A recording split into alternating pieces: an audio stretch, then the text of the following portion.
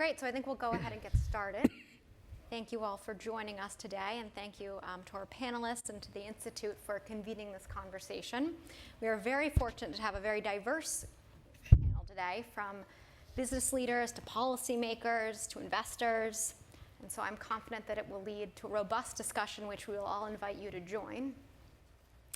So before I introduce our esteemed panelists, I just want to set the context for today's conversation. As Michael kicked us off this morning with California leads the way, California's leadership in energy efficiency and renewable energy policy is no different. It certainly leads the way there as well. And today what we want to talk about is the challenge ahead of us, that California, the vision, the challenge that California has given us in terms of having to reduce our greenhouse gas emissions to 1990 levels by 2020. So today we're going to talk about how do we get there, what are the opportunities, what are the challenges, and ultimately explore how we can ensure that our journey is successful from both an environmental perspective and an economic perspective.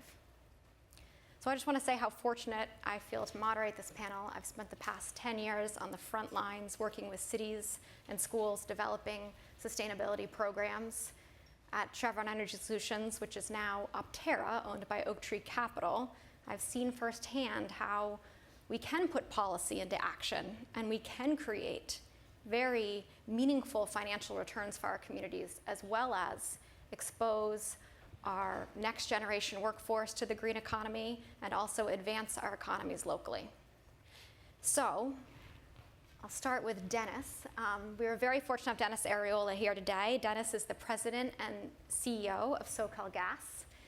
And Dennis brings a very interesting perspective to this panel because he actually has experience both in the electric, gas, and renewable sectors. Over his career, he was senior vice president of San Diego Electric and also was the CFO of SunPower, a solar manufacturer. I've got Andrew McAllister to my right here. Andrew is a commissioner on the California Energy Commission. He is the economist in our group today. And Andrew comes with us with 20 years of technical programming and policy experience in the fields of energy management, renewable energy, and energy efficiency. I've got Nahar Patel, Vice President of Business Strategy for Toyota, and I congratulate Nahar on launching the Toyota's zero-emission vehicle, hydrogen fuel cell car, just yesterday. Hey. So we look forward to hearing more about that. And we've got Nancy Fund here, who is arguably the most successful investor in the green economy, with several IPOs, Tesla and SolarCity to be most relevant to our conversation today. Nancy is the founder and managing director of DBL, which is Double Line Investor, and she has really proven out the model of social investment where we can secure top-tier financial returns and create meaningful economic, environmental, and social returns as well. And last but certainly not least, we have Darrell Steinberg. And Senator Steinberg has played a critical role in the state's efforts to reduce our greenhouse gases, as he is the architect and author of SB 375, which is the Sustainable Communities Act, and he has really enabled and encouraged regions to think about transportation policy and land use policy to ultimately reduce the amount of miles we're all driving. So, as we think about and we venture on this journey to reduce our greenhouse gases back to 1990 levels, transportation is our largest lever. It is still the largest single emitter, with 36% of our greenhouse gases come from transportation, and 90% of that is on the road. Mm-hmm. So Nahar, with your big event yesterday and your launch, curious to hear, as the head of business strategy, how did the policies that California has put in place, how did that influence Toyota's strategy? Well, thank you, Lindsay. Appreciate that, and thank you very much for having us back at Milken. I think if you go all the way back to our corporate philosophy, it's around having zero-nizing, which is a tough term, which is zero emissions, and also being very good to society in terms of reducing deaths. So let me just focus on the left-hand column, which I presented, which is zero-nizing. About 20 years ago, we started a science experiment called hybrid cars. And along with that, I hope that you all know that Prius just has sold 2.2 million units globally, and all hybrids combined, Toyota sold over 7 million units globally. So that's a very successful science experiment. And it doesn't necessarily get driven by any individual country or state's political philosophy. However, it does merge very nicely with a political philosophy that's out there, because we believe that in a society where we play, we've got to give back quite a bit, whether it's paying taxes to whether it's cleaning up the environment and improving infrastructure. So I think when we go back 20 years, as the hybrid was being thought through, so were fuel cell cars being thought through at the same time. And now 20 years later, Lindsay, as you mentioned, over the weekend we were proud to launch the first ever global hydrogen fuel cell car. And it will go on sale next year this time, certainly well before this time, in the state of California and also across other states in the US. And that's just part of the journey to work with the states, work with different countries like Germany, Japan, et cetera, to drive towards, as the title says, towards a more green economy. But it does say that occasionally it forces you to take some fairly awkward positions, like investing in infrastructure, like putting yourself out there ahead of some other folks, and then hoping that the market gets driven in that direction. Now, Dennis, you actually, I believe, were here in Santa Monica about a year ago, and you were launching about, was it almost 5 different biofuel prototype, so natural gas vehicles. Right. What role do you see natural gas playing in this pursuit to reduce our greenhouse gas emissions in the transportation sector? Sure. First of all, thank you very much for inviting me to participate. The interesting thing about natural gas and the sector that I participate in currently is when you look at what we've done, and primarily through energy efficiency, working with our customers, we're already below the 1990 levels from a greenhouse gas perspective. Having said that, there's still a lot more that we can do. And as we look specifically at the transportation sector and the biggest emitter of both greenhouse gases, but as NOx as well, we think that there's a lot of opportunity for natural gas, whether it's on the hydrogen platform or working with the heavy-duty transportation sector. When you look at the most polluted areas that we still have in Southern California, it's the ports, it's the freeways, it's the corridor sections that we have. And when you look at from a NOx and smog perspective, California has the 2 non-extreme attainment areas, the only 2 in the United States. That's the South Coast Air Quality Management District and the San Joaquin Valley. So when we look at what part natural gas can play, one can argue, should we be in the passenger vehicle business or not? We think that there is a real advantage for our local economy, for the environment, and for the consumer to start adapting, especially in the heavy-duty transportation side, where it doesn't appear today, at least in the short term, that another form of fuel, whether it be electricity or hydrogen, can really service that sector. So that's where we see a lot of opportunity for the green economy. And now, Nahar, I'm just curious, since natural gas has become so abundant and the cost has, as a result, continues to go down, how do you see that impacting hydrogen and the hydrogen fuel cell, and how do you think that will play out in terms of consumer choices? Sure. I think just leaning back to what Dennis was saying, for us, hydrogen is more than just a today strategy. For us, we're looking at it as the next 100-year fuel going forward. And I think you have to take that long view. Otherwise, you look at today's discontinuities, you might get dejected. That price of petrol is down to less than $3 a gallon.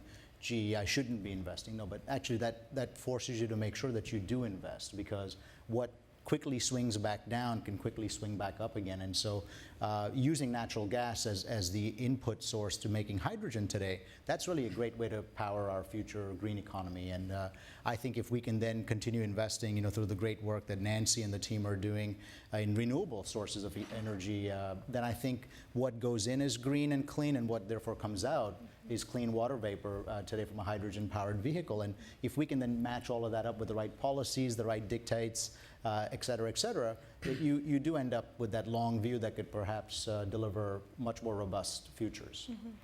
Now, Nancy, you were really a pioneer in this space as the first institutional investor in Tesla.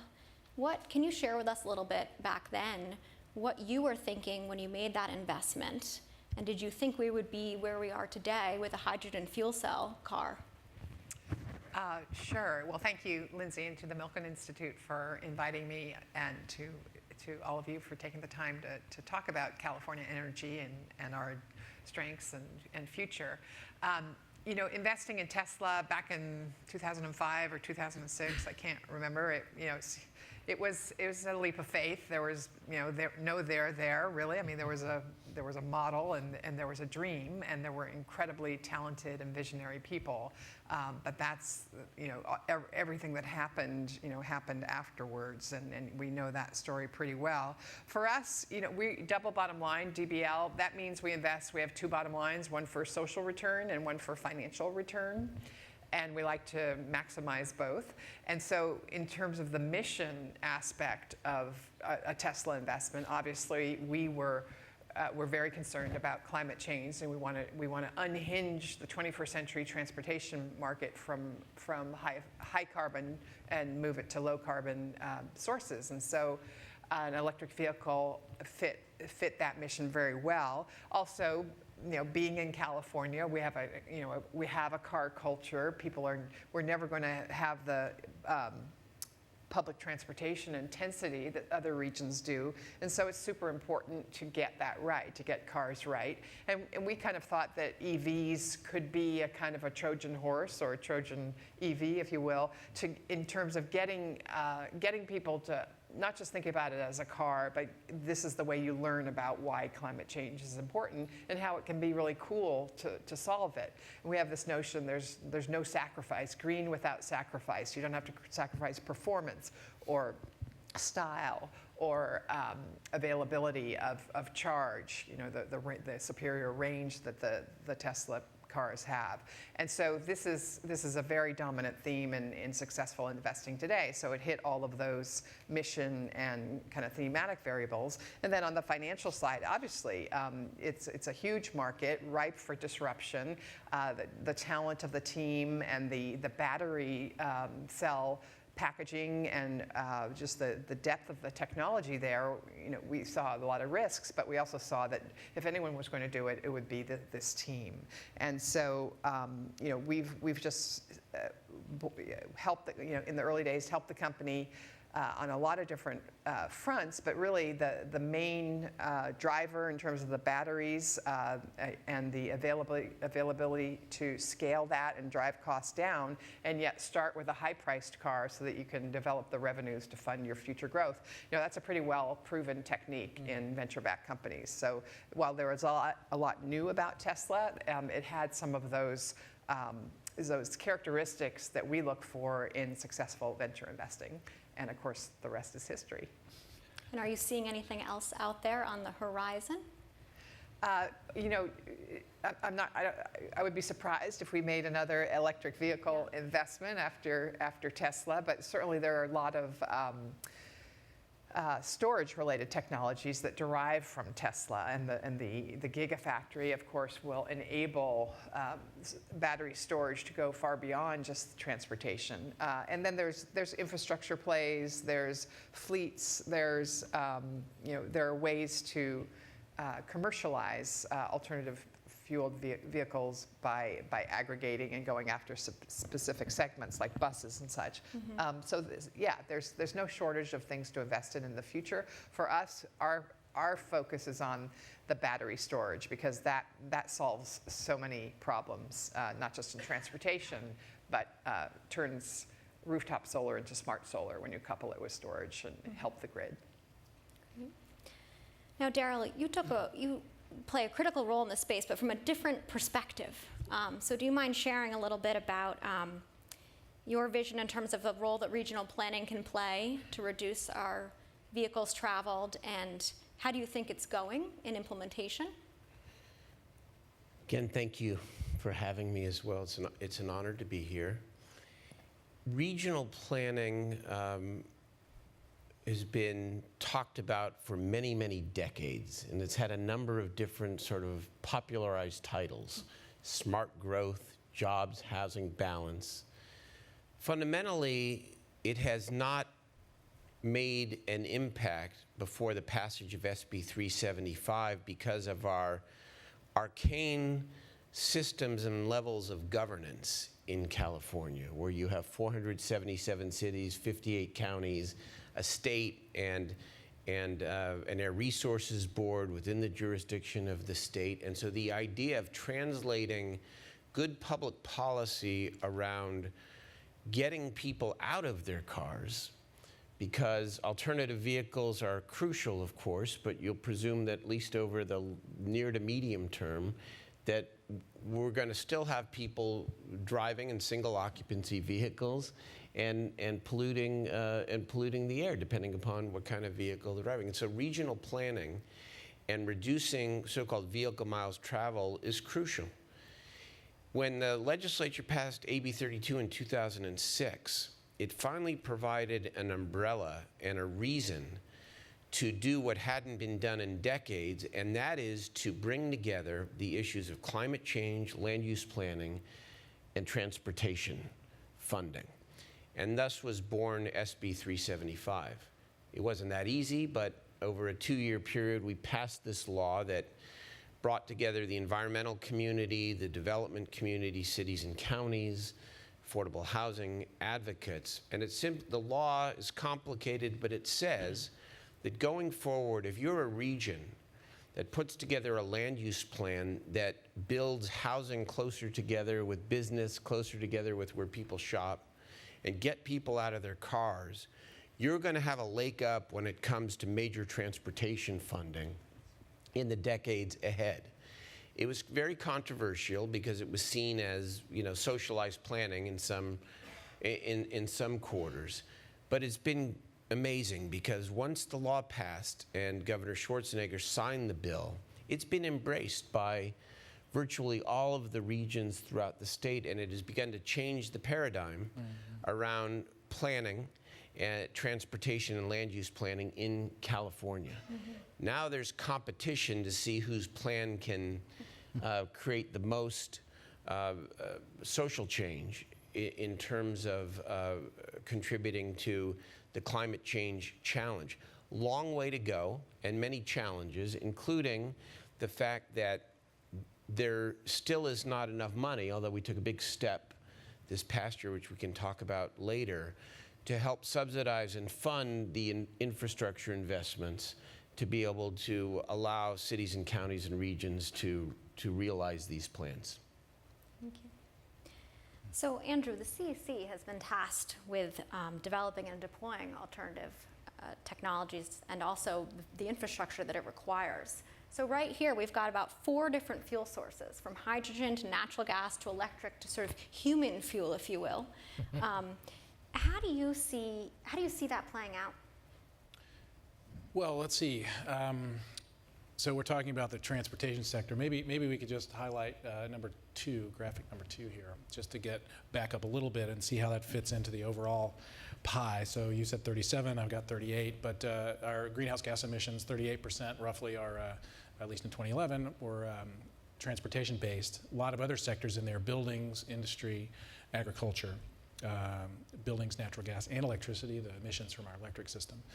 So the Energy Commission is the state's energy policy and planning agency. And so we do transportation, but we also look at energy security, we look at the electric sector, we site power plants, we do a lot of R&D.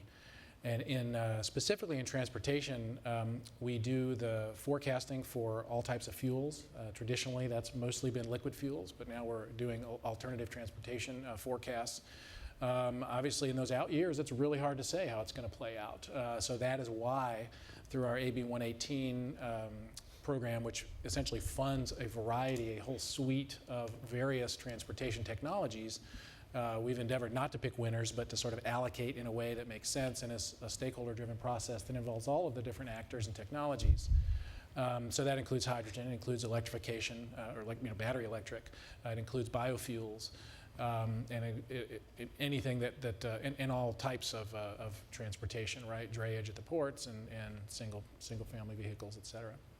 And natural gas, it includes that as well. So really a portfolio approach. I will kind of point out that it's highly likely, really 2 points.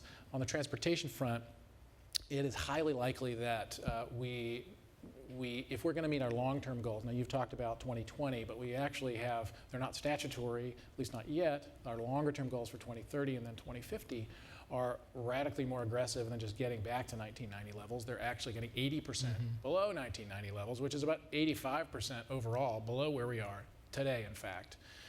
So we have to do some structural changes in our energy economy in order to get there. And one of the obvious places that is going to have to play out at some scale is electrification of the transportation sector. Now, we're lucky in that the electric platform isn't just about EVs per se. It's also the hydrogen is also an electric platform, and so there are a lot of synergies between different pathways here.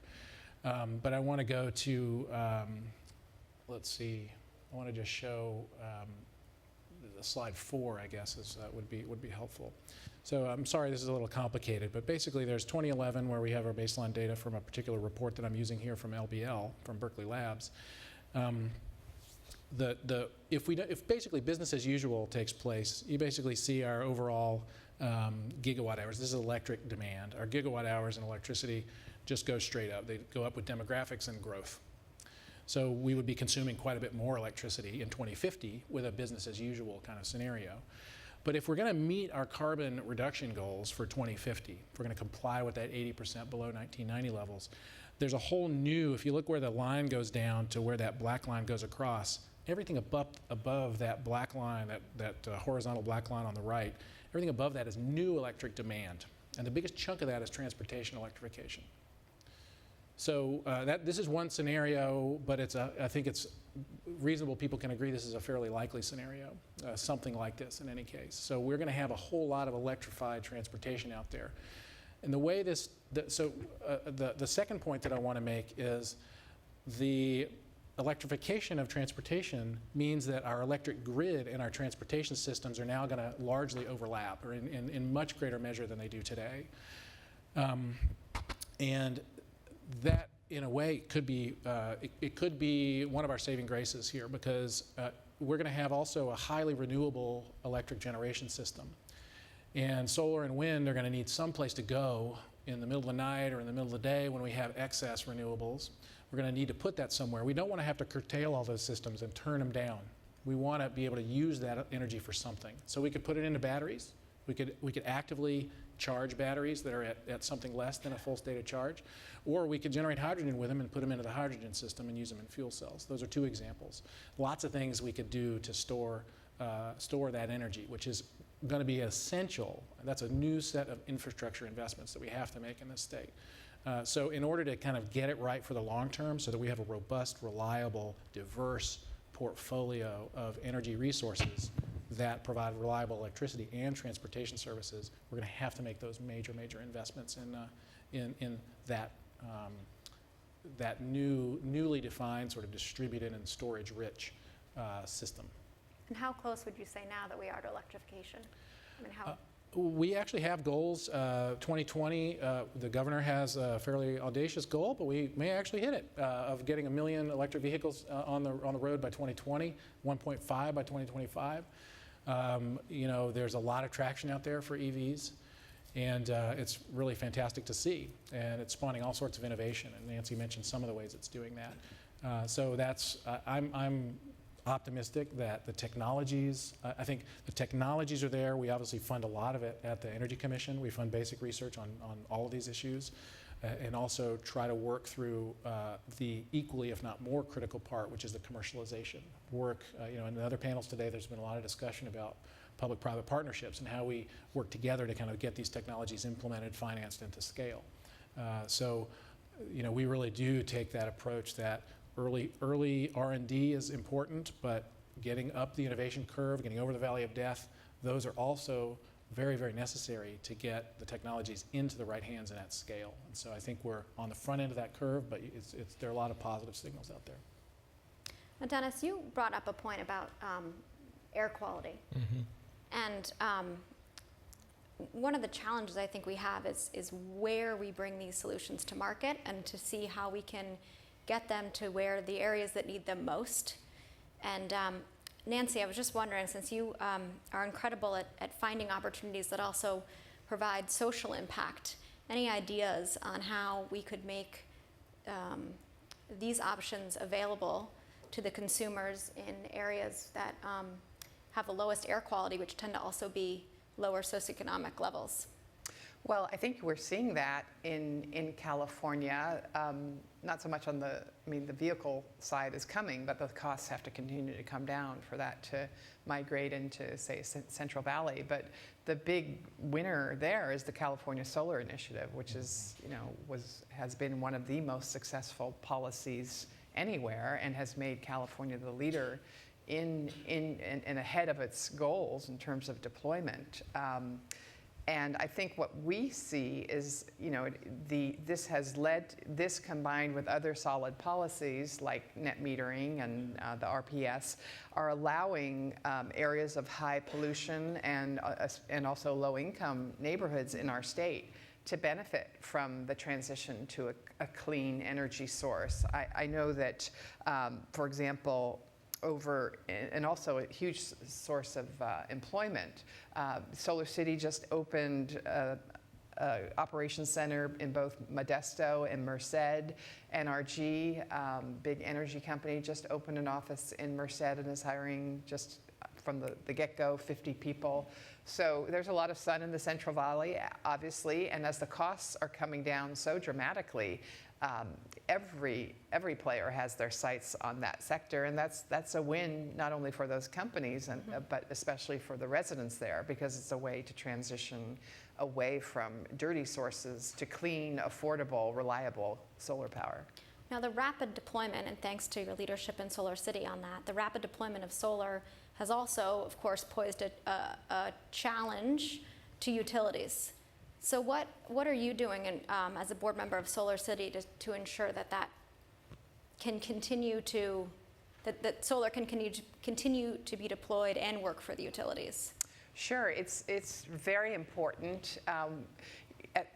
One of the dominant themes of our age is customer choice and competition, and the utility industry has been a monopoly for 100 years. So it is a little bit awkward when you bring these new entrants that are kind of Silicon Valley speed and just that enthusiasm to a more traditional industry. But we are seeing every day how important it is for the old and the new to work together. And I think, while it wasn't a California example today, the NREL and Solar City and the Hawaiian Electric just announced today, because Hawaii has had this problem of a lot of renewables on the grid, and they think it's been making the grid unreliable. But it's really just an engineering problem. It's not like this big, huge obstacle that we'll never be able to conquer. And in fact, we have some early days of fixing this. And so we announced today that we're working with NREL and Hawaiian Electric to actually use engineering approaches to solve that problem in the grid. And that will come back and help us in California as we move to higher levels of renewable penetration.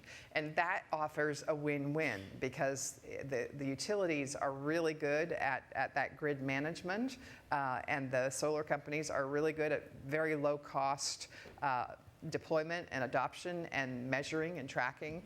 And when you add storage, you turn something that's kind of not as robust, a rooftop solar without storage is not as smart as one with storage. And we'll be able to get at what Andrew was talking about in terms of the bidirectional flows when you have storage. And that turns everything around, because then you put power when you want it, where it's most needed, and where it's most cost effective. Dennis, having been in the utility sector as well as the renewable energy sector. Do you have a similar perspective, or what's your perspective on how we can integrate solar and the grid and not have it be a threat that hurts the solar industry? Well, first, let me say something that if my colleagues from the utility industry were here, they may not like to hear. But I will agree with Nancy. I think that initially, a lot of the utilities were very threatened and by renewables, by the RPS. I think that there was a lot of uncertainty of how the renewables would be incorporated into the grid and everything. And I think that's being dealt with. I think through new technology and trying different things and everything, working with organizations like the CEC and everything and doing pilot projects, things are moving along. I think one of the things that's important as we look at whether it's incorporating solar into the grid or EVs onto our highways is to make sure that the costs are being borne fairly. Today, solar is almost getting a free ride to a certain extent, taking advantage of the grid, but not paying for it, in a complete way. So I think it's important to make sure that the costs are shared equally.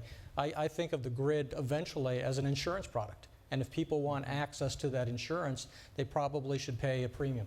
What that premium is, the PUC and others can decide that. It's really the same thing from an EV standpoint. If you look at what's going on in EV, we need more alternative vehicles on the road. Let's make sure, however, that the gasoline taxes that others are paying for the infrastructure, that others aren't necessarily getting a free ride. So we're going to have to look at some of those things as technology develops and everything. But back to the solar question on rooftops. Look, I'm supportive of it. I've got solar thermal and solar electric panels on my house. I think it's a good thing. I think it's important, however, to make sure as we're looking at energy resources, to make sure that we take a portfolio approach. Because I think that once you bet the farm on any one thing, whether it's electrification or anything else, we're probably closing off a lot of innovation and creativity in the market. And I think, as Nancy said, consumers like choices. And I think that if policymakers and regulators set the direction of where we want to go to, and then let the market decide and consumers decide how to get there, I think we're going to have a much more effective model and more cost-effective model in the future. Can I just say one thing? Just because it's super important not to assume that solar is a free ride. And I think this notion that it's a cost shift. It's not a cost shift. It's a profit shift.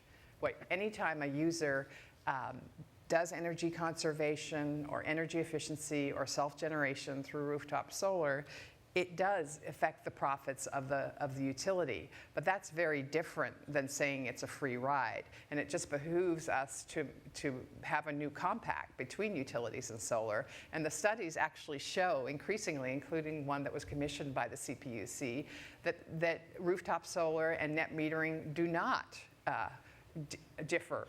Make the solar users advantaged relative to other users. And those studies are being done all over the country. So I think it's important the way we talk about the benefits and the costs, because it really is not a free ride. It's not a free rider problem. I wanted to actually just pull back a step and point out that actually and this applies more to the residential space than the commercial space or the institutional space. Net metering is a little bit complicated to evaluate, and it's very contextual, and it really fundamentally depends upon the applicable rates for the customer that is getting that net metered installation. And in California, in actual fact, we're still living in the hangover of the energy crisis of more than a decade ago. And so AB1X fixed the baseline and lower end rate, the baseline tier 1 and 2, if you will, rates for residential customers, and since then all the rate increases have gone into these top tiers, and that has created this incredible value proposition for small scale solar in the residential space. So a bill was passed last year, and the PUC is going to implement it, that does call on the PUC to do rate reform and to update the electric rates that are applicable in the residential sector, and that will by definition affect the value proposition of solar. Now in the meantime, we've had the California Solar Initiative. We've had cost reductions just tremendously. We have a lot of innovation in the financing realm for small-scale solar. some kinds of innovation in energy efficiency, although I'm somewhat disappointed that it hasn't been at the scale or at the sophistication of the solar side. There is going to be, in a couple of years, when the federal ITC goes down from 30% to 10% and rates get reformed and net metering gets reformed, we are going to have a different landscape for net metered solar. I am pretty confident that the sophisticated companies in this space are going to have still a clear value proposition and don't have a whole lot of worries that the scale is going to be decreased. But I do think that we are going to see sort of that maturation and sort of a different kind of competition in there. And I'll just leave you with kind of to build on what Dennis said as well, that you know, the traditional monopoly utility was the obvious solution back in the day. It existed because it was a monopoly kind of product. So that monopoly is kind of breaking down, and it's blurring around the edges, and so we're grappling with what that's going to look like going forward. But if we think that the grid still needs to string everybody together and do so reliably, there has to be low-cost capital dedicated to building and maintaining that infrastructure. And so somebody has to be on the hook as the service provider of last resort. Now we have all the, our society needs to make that decision. Is it the traditional electric utility, and do we allow them to rate base more stuff, or do we break it open somehow? But I think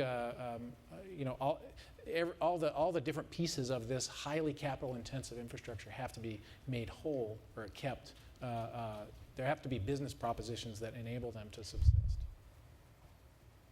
Do you see net metering going away, or just changing its? I don't think net metering will go away. I think that it'll get reformed in some way. There are a few issues. Who gets the renewable energy credits might come up. For example, the ways that the fixed charge kind of plays out in net metering. Even if you're net zero, what is it? SB 327 does allow the utilities to charge a bit more of a fixed rate than they had before. So there was a lot of negotiation about sort of what that looks like. But I think net metering will persist. What will change will be the rates through which net metering is applied. And so that's really the more important piece.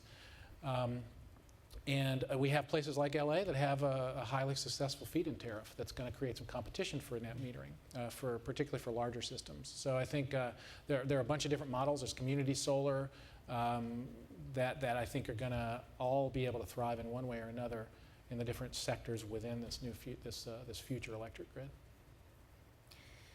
Now, on the theme of this panel, powering the green economy, part of that is also the workforce, and making sure that we've got the workforce that we need to be able to meet the changing energy economy.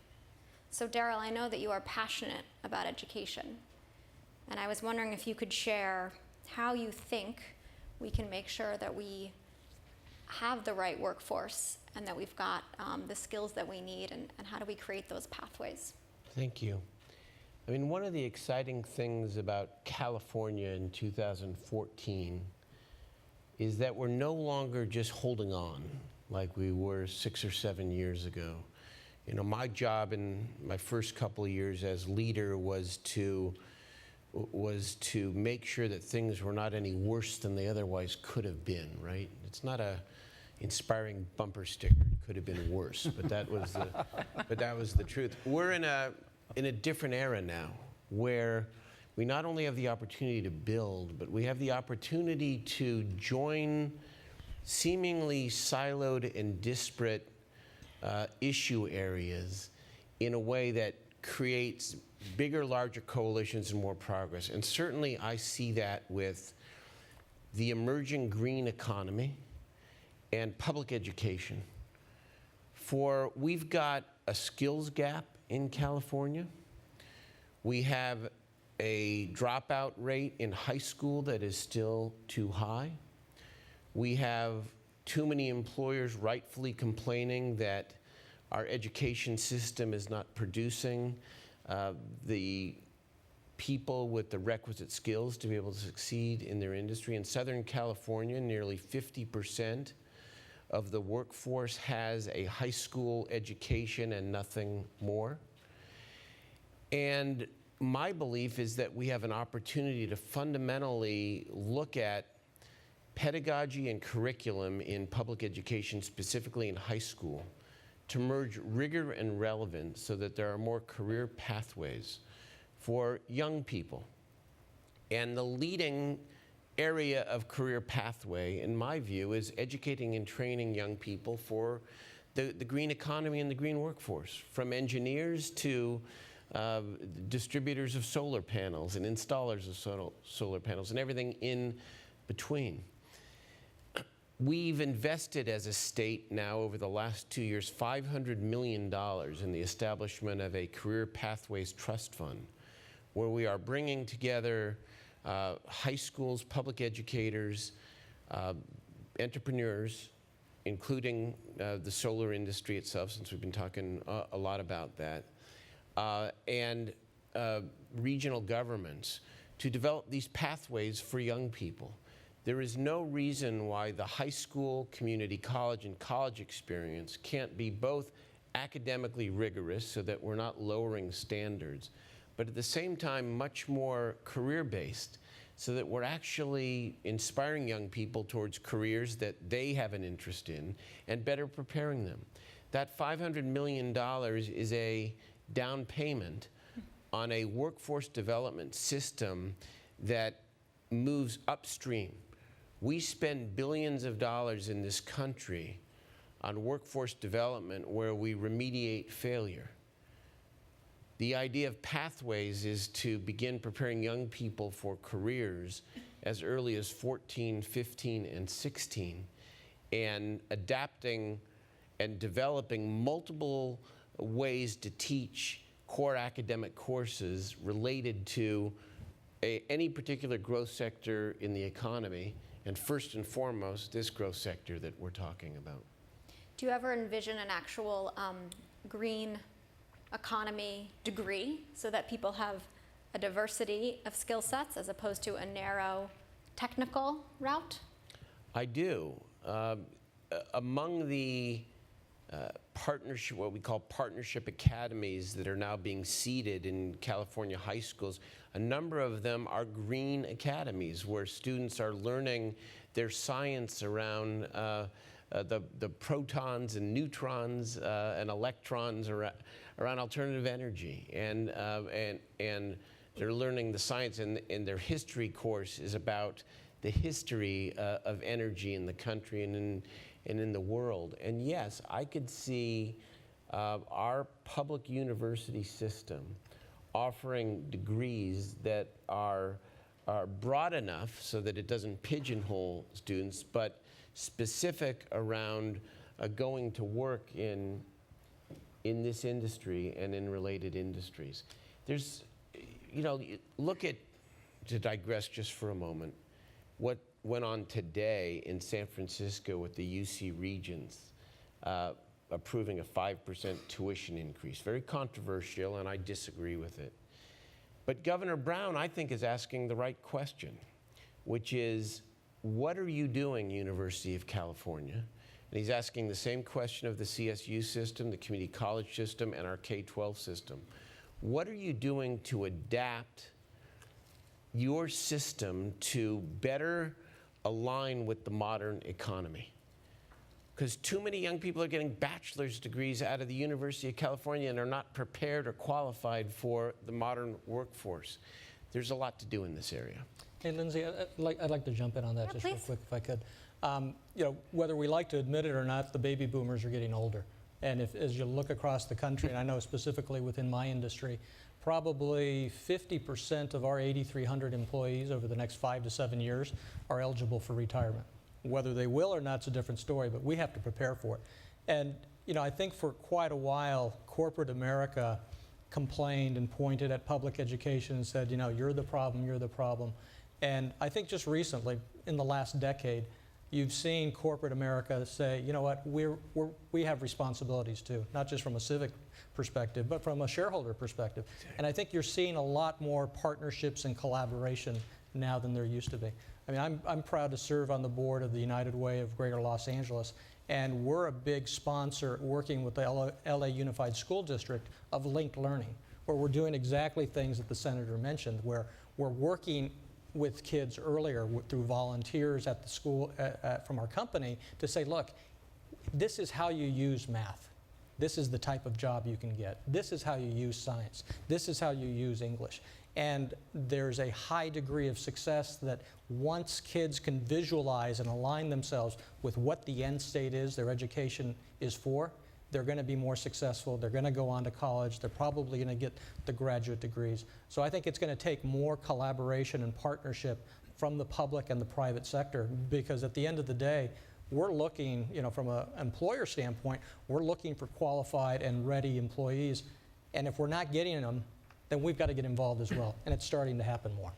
Can I just add on here? It's such a critical issue for our state, and yet there's already such fantastic evidence that the clean tech economy is helping to solve some of these barriers for Californians to get quality jobs. I mean, just look at the Tesla factory in Fremont, the former NUMMI plant, which had, when shuttered, 5,000 people lost their job.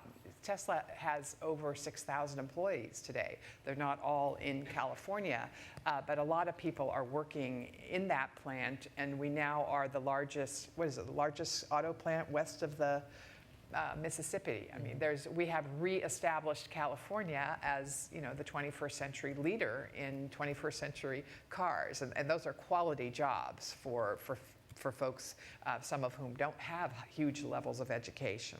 Now, turning to the solar sector, there are 47,000 California solar workers, and a lot of people don't know this, that over 20% of those workers are Latino. And if you look at the very extensive training programs that the industry is putting together with community colleges and such, enabling that. Just one example, the California Go Solar San Francisco Workforce Development Program, which is a pretty active program. In terms of the job placements there recently, 40% went to African American workers and 22% went to Latino or Hispanic workers. And these jobs, you may start on the roof installing solar, but you get promoted 1, 2, 3, 4 times. I mean, you become a crew manager. I mean, there's a lot of mobility in this kind of a job, and they're very good wage and benefits types of jobs. So this is, this is our future. If we can just continue to invest and support and work with these public-private partnerships, we're going to grow a whole new generation of workers that are benefiting from a low-carbon economy. I'll defer to the senator, and then I'll want to chime in on something. I just want to say that other parts of the world have a lot to learn from California, but we can learn from other parts of the world as well. Europe, Switzerland specifically, I had the opportunity to travel to Switzerland. They have a system of education where at age 16, every student has a choice to either apprentice with a lead Swiss company 3 or 4 days a week in a technical field, and go to school 1 or 2 days a week and get their high school diploma and go on to technical college, or they can go the traditional high school university route. The key is that the pathways are permeable, where a student can switch, so they're not being tracked along the way. But the key is industry sees public education and workforce development not just as a philanthropic add-on, but as an essential part of their business model. And they're starting at age 15 and 16, as opposed to our system. Our wonderful community college system does many great things, but in part it has to sort of make up for the failures and the fact that so many kids have fallen behind by the time they turn 18, even if they graduate college. We have something to learn there. And again, the green economy can be the lead driver of transforming, in a positive way, our public education system. Go ahead. Great. So I totally agree with that. I want to go to number 3. That's my final slide, and hopefully I'll not get too wonked out for you guys. So I agree with everything that Nancy said about the solar industry. In fact, was sort of on the ground floor. It's kind of collaborating with the PUC early days in the CSI, and actually ran that program in SDG&E territory for number of years. And I think we learned a lot from that combination of good policy and watching that market transformation happen sort of in real time. And this graphic here on the left, you've got the emissions of carbon. Again, it's all about the 2050 on the left, the reference case, the business as usual case of carbon emissions, and on 2050, the compliant case, or the 80% below that, on the right. And so each of those little towers that goes away from the left to the right is a source of reductions. And the biggest column there in the second column, that biggest chunk, that orangish yellow, is energy efficiency. And energy efficiency, this is my burden to carry at the Energy Commission, and I do it proudly. And we need to figure out ways to scale up energy efficiency in the marketplace in ways that are analogous. Now, they're not going to be exactly the same or even that similar necessarily to what's happened with solar. Now, energy efficiency is a different kind of commodity, and it depends on what kind of building and what region of the state. But there are businesses that are doing this successfully, certainly in the large commercial, and we need to work that down into all the different sectors of the marketplace. We've got Proposition 39 to make some progress on schools. We've got a number of different initiatives that are happening across the state. We have very different utility service territories, demographics. We have publicly owned utilities. We have investor-owned utilities that work under the PUC. But the point is that these are local jobs in existing buildings. I'll talk a little bit about the code role in new construction. But the existing buildings, most of the buildings that are going to be here in 2050 are already here today. And we have to figure out a way to get through those buildings and upgrade their performance. It's going to save a lot of carbon, it's going to make everybody's lives better, and it's going to create unfathomable numbers of jobs. And so that is a place where I think just the local development impacts and the quality of life impacts are just huge. In a place like LA, they're doing a lot of innovative stuff. And we're going to learn from these laboratories in the local governments through the SB 375 process. I mean, it really links into land use and transportation. But local jurisdictions are on the hook to produce climate plans that are going to get them where they have to go. And there's a lot of creativity that's coming out of that. And so I want to harness that at the state and do what makes sense and incorporate that into state policy in ways that facilitate that marketplace and certainly not get in the way of that marketplace. And then just finalizing the energy efficiency thought here.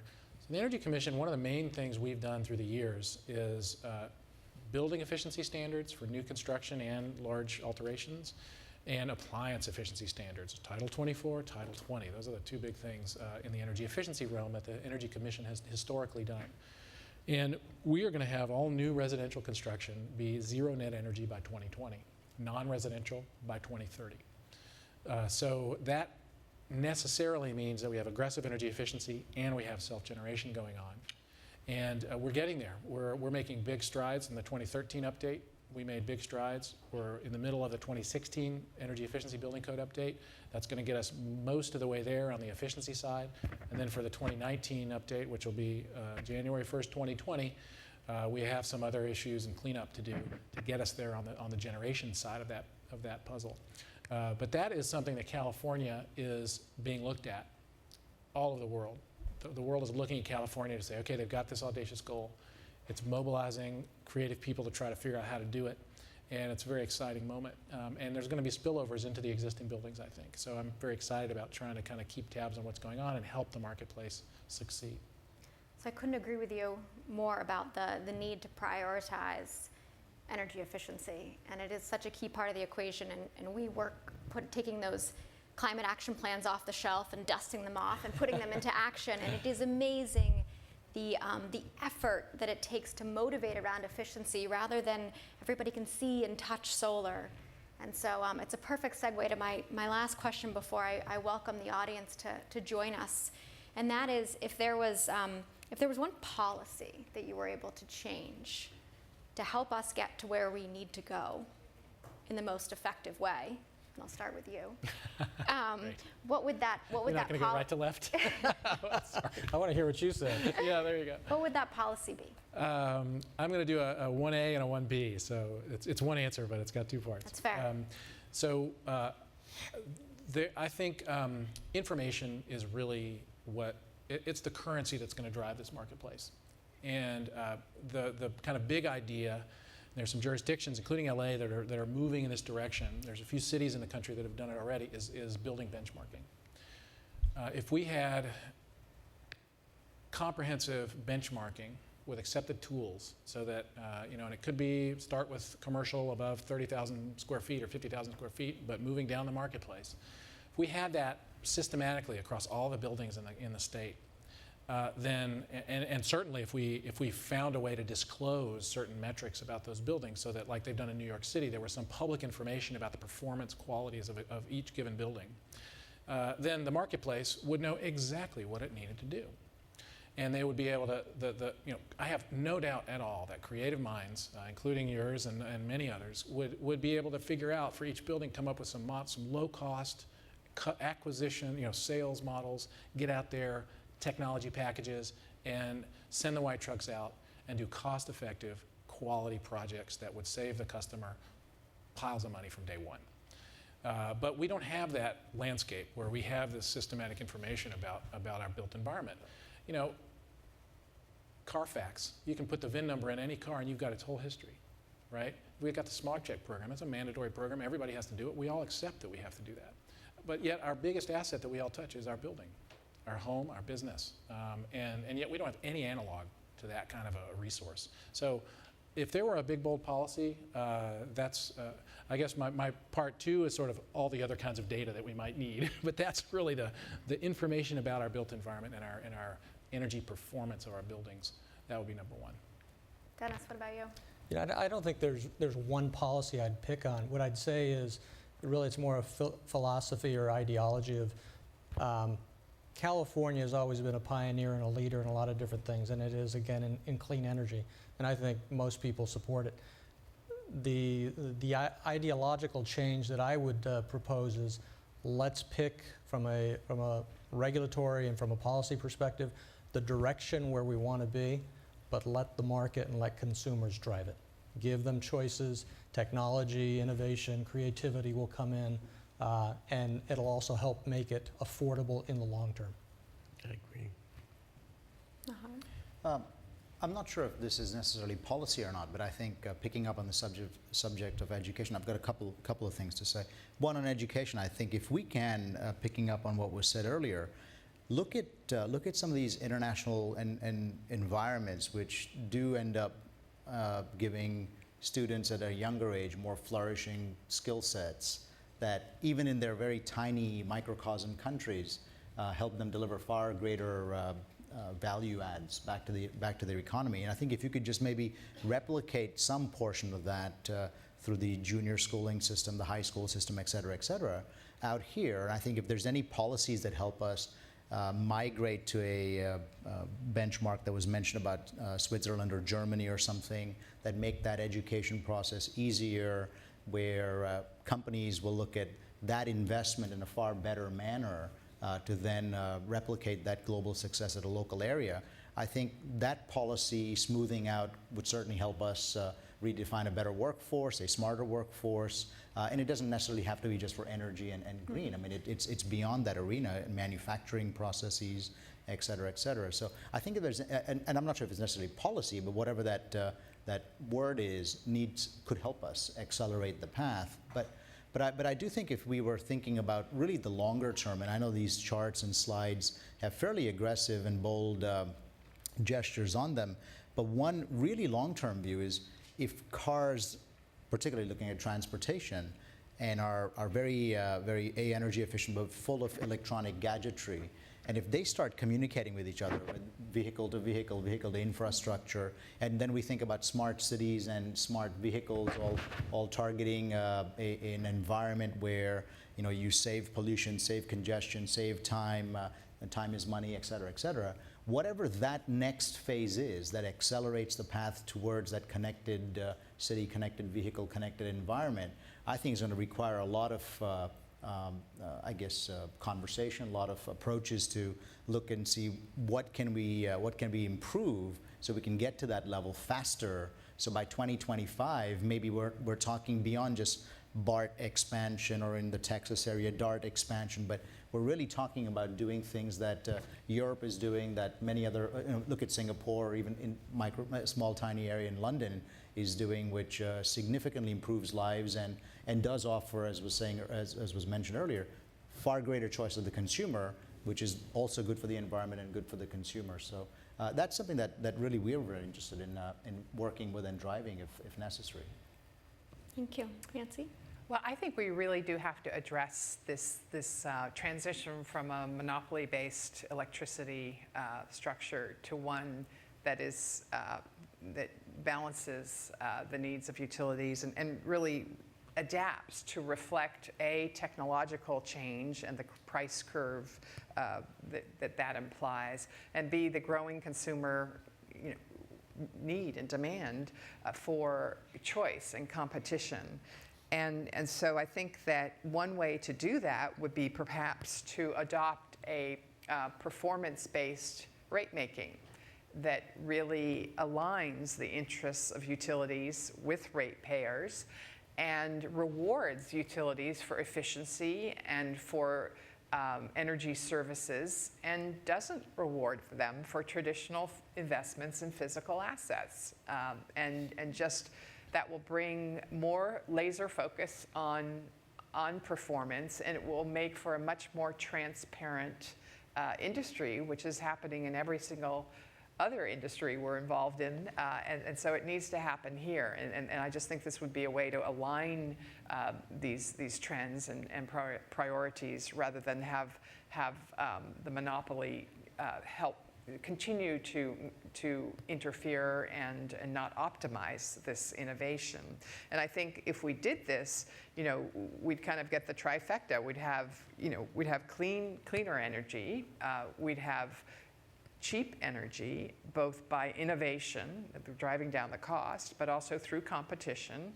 And we'd have resilient energy, because we'd make smarter systems and we link storage, and we won't have as many centralized locales of electricity that are vulnerable to going down. So I think this notion of performance-based rate making is something we should really start to take a look at, and we already are in a rate-making procedure anyway, so it's a good time to be open to a competitive future.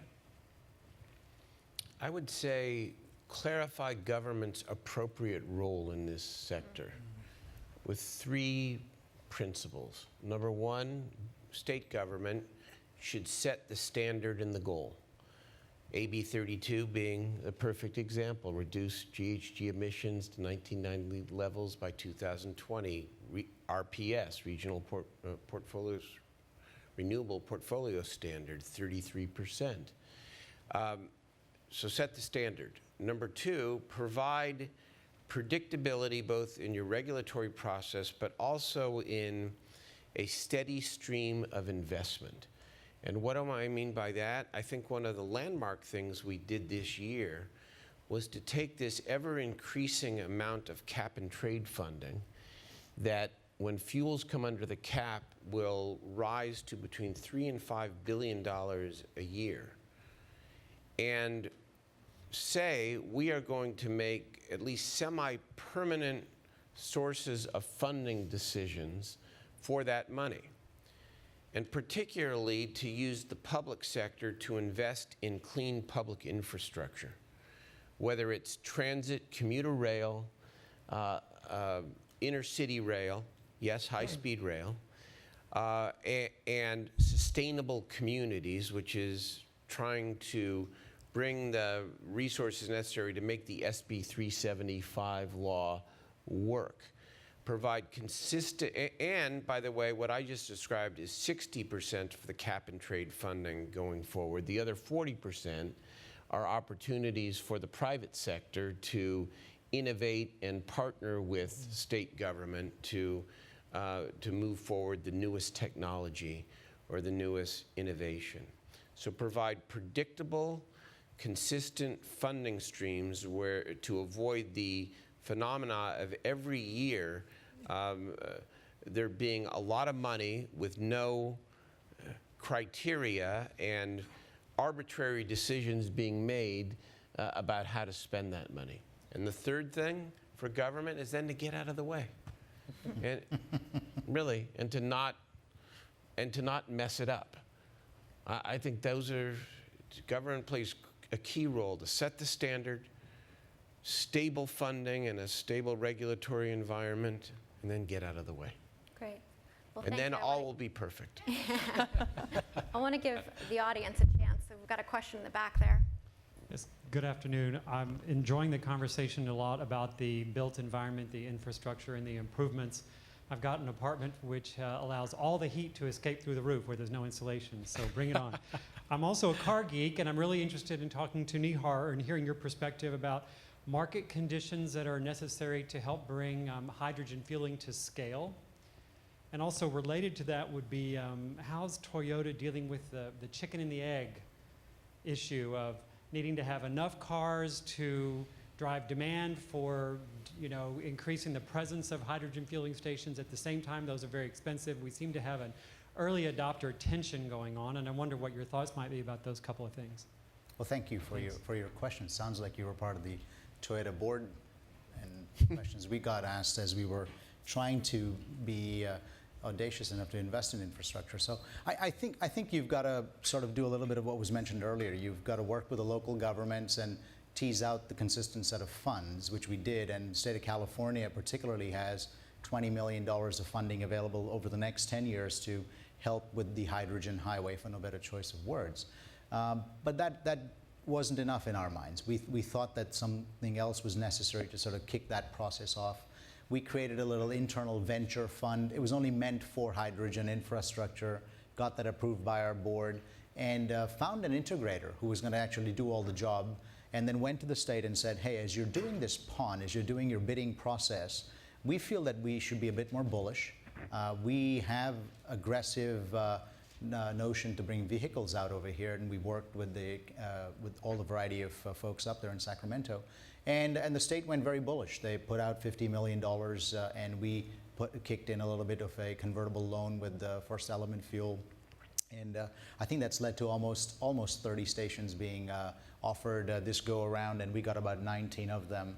So I think from that standpoint, you have to put the chicken and the egg together. The chicken or the egg phenomenon, I don't think necessarily works when you're thinking about powering a green economy and thinking really long term. You've really got to do what the state of California has done, put your money where your mouth is. The East Coast states are slightly different. They don't have the same level of coffers as California does. They're wide, but they follow green regulations. But we found an incremental partner there, Air Liquide Corporation, who has the same green goals as California does, as many other countries do as well. And we've partnered and collaborated with them to set up at least 12 stations in the East Coast. So from a station standpoint, I think the wheels are spinning. By the end of 2015, we should have a fairly aggressively higher number than we have today. Now it's our job as automakers to put the production out there, and so by announcing our vehicle on Sunday night and then showing it at the motor show, that's the first sort of nail in the head that says we've now gone to high-scale production capabilities, and I think that scale will just ramp up. But I think just like we've seen in the electric vehicle markets, the consumer makes the decision. So we're going to have to balance it. Sometimes we'll have to push it. Ideally, there's a pull coming because the value proposition will be so dramatically awesome, but we also know that the customer votes with his or her pocketbook, and while petrol prices are $2.50 in some parts of the country and maybe sub $3 here, that's an interesting battle we'll have ahead of us. But I think we're ready. We're ready to do both. Our fair share in infrastructure. However, our best objective will be to put the highest quality products out there so the customer can pull them into their garage or their streets. This is an area, I'll just chip in here. This is an area where the state had went out, tried to give away some funding to get some fuel cell stations out there, and the marketplace wasn't really even ready to take that funding because they felt that there was some match, and they weren't even sure that they wanted to invest anything in it because they didn't know where the cars were going to come from, and they didn't want to be stranded. So we went back to the drawing board and we did it again. We hired somebody to help work with local jurisdictions and the companies and kind of facilitate the conversation, got better information, and kind of allowed smaller increments of funding to be committed going forward to try to mitigate some of these network effects, which is essentially what we're talking about. You know, the chicken and egg. You need a network. You got to have both, and so step more carefully at each smaller step going forward. And that, you know, in this case, I think turns out to at least we think it's the best policy for the moment. There was a question up front. Hi, Commissioner McAllister put up 2 slides that presented a portfolio vision for energy use in the year 2050. And I couldn't help but notice that water and space heating you had there with electricity, which is typically the domain of natural gas. Yes. So Dennis, going over to you, do you see water and space heating shifting to electricity, or is there a low carbon or no carbon form of natural gas that you predict will still be in play in 2050? Well, I think part of my job is to make sure we've been around for 140 years, and my job is to make sure that we're around. But I think that we're evolving as a company, and you know, we don't have some of the challenges that the electric utilities do, but we do. You know, natural gas is a carbon light fuel, but we're being challenged as well. So on the renewable side, what we're doing, and this is happening right now in Europe in spades, I think there are over 50 projects of power to gas where excess wind or solar are being used, and with that excess power through electrolysis, they're taking it and basically separating the hydrogen from the oxygen, and that hydrogen is either being used to power automobiles, it's being used to fuel different types of engines, or in some cases it's being injected into the pipeline systems and blended with methane. And also what we're looking at, so we're actually talking to the CEC with NREL and others to see what we can do, because as we've talked to the Cal ISO, you know, if we're going to continue to increase the RPS in the future, we're going to have a substantial amount of excess renewables. And what do you do with it? Yeah. And that one of the things that we're looking at, and it's happening now, is using that, turning that from power, excess renewable power, to basically creating renewable natural gas. So do I foresee that in the future I'm going to be cooking with electricity? I don't think so. It's not going to happen in my household. I have an induction cooktop, and I love it, actually, but in any case. But I think, once again, there's aspirations out there, and I tend to think that if you come out with a portfolio of solutions, the market ultimately will decide. I want to just compliment that. So, you know, I actually, you know, Lindsay said I sit in the economist position. That's true, but I really am an engineer, and I play an economist on TV. I've done enough regressions that they could legitimately put me into that spot, but I really come at it kind of more with an engineering perspective. And if you'd said 10 years ago that I would be looking, you know, sort of reckoning that the world might use what we always think of as a super high quality fuel in electricity for a relatively low quality use, which is heating, that wouldn't make sense thermodynamically. Sort of the laws don't support that. But the fact is, we are going to have some of these excess renewables. We have heat pump technology, which is getting better, and it's getting cheaper now. You know, that depends on having an innovation curve there. But electrification with highly virtually carbon-free grid electricity, when you count the molecules, it starts to look pretty good to meet our long-term goals. And so you've got thermal energy storage on rooftops and medium commercial, for example. You got heat pump water heaters and heat pumps generally that have a lot of promise. They've got a little trajectory to go to get there, but they're off-the-shelf technology today, really. So I think we've got time for one more question. It looks like there's one in the back. Hi.